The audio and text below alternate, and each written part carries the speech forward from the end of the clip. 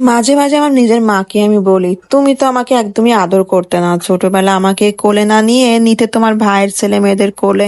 এখন তো তোমাকে তারা কোনো খোঁজ খবরও নেয় না। তো মা বলে, না নিক, তাতে আমার কি, তারা ভালো থাকলেই ভালো। আসসালামু আলাইকুম, কেমন আছেন সবাই? আশা করি সবাই খুব ভালো আছেন।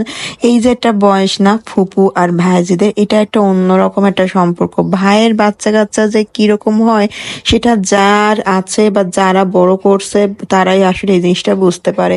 তো আমি আমার মাকে বলি, ও মা, তুমি তোমার ভাইয়ের মেয়েদেরকে কত কোলে করে নিয়ে বেড়াইছো, তাদের কত কিছু তুমি ভালোবেসে করছো, কই তোমাকে তো কেউ এখন একটু খোঁজ না, তোমার এগুলো খারাপ লাগে না? তো মা চুপ করে থাকে। বা আমিও মাঝে মাঝে চিন্তা করি, যখন আমার ভাই মেয়েটা বড় হয়ে যাবে তখন ও কেমন করবে, ও কি যখন মনে রাখবে ফুপু দেখি কোনো খোঁজ খবর নিবে? তো মা বলে, না, সবাই কি একরকম হয়, সবাই একরকম হয় না, এমনই হয়। ফুপুরা হচ্ছে সবচাইতে অবহেলিত সম্পর্ক। আর এটা হচ্ছে শুধু অবহেলিতই না, এটা হচ্ছে বেইমান সম্পর্ক। যারা এই বেইমানি গুলো করে, জানি না তারা কেমন বা তাদের মন মানসিকতা কেমন। কিন্তু সব সম্পর্ক কিন্তু এরকম না। কিছু কিছু ফ্যামিলিতে দেখা যায় এখনো ফুপুরা বুড়ো হয়ে গেছে, কিন্তু ভাইয়ের ছেলেমেয়েরা ফুপুর সাথে কত সুন্দর সম্পর্ক বজায় রাখছে, কত সম্মান তাদের ভিতরে। আসলে এগুলো হওয়ার জন্য পরিবারের সবার হাতে, পরিবারই হচ্ছে আসল, পরিবারের ভালো শিক্ষাই হচ্ছে সবচাইতে মূল্যবান।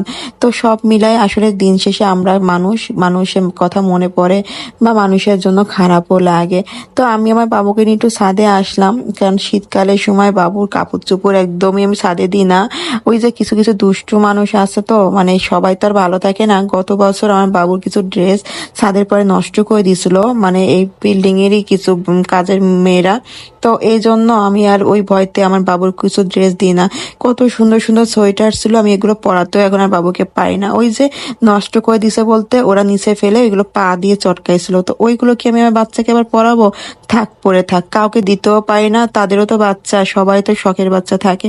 তো ওভাবে করেই রেখে দিছি লুকায়, যদি আমার যায় না আবার দেখে ফেলে। তো পরে আমি আবার একটু ঘুরতে নিয়ে আসলাম, বলতে কিছু কেনাকাটা করব বাসার জন্য। তো এখানে এই সপ্তাহতে আমি ফার্স্টই আসছি, এখানে নতুন হয়েছে এটা।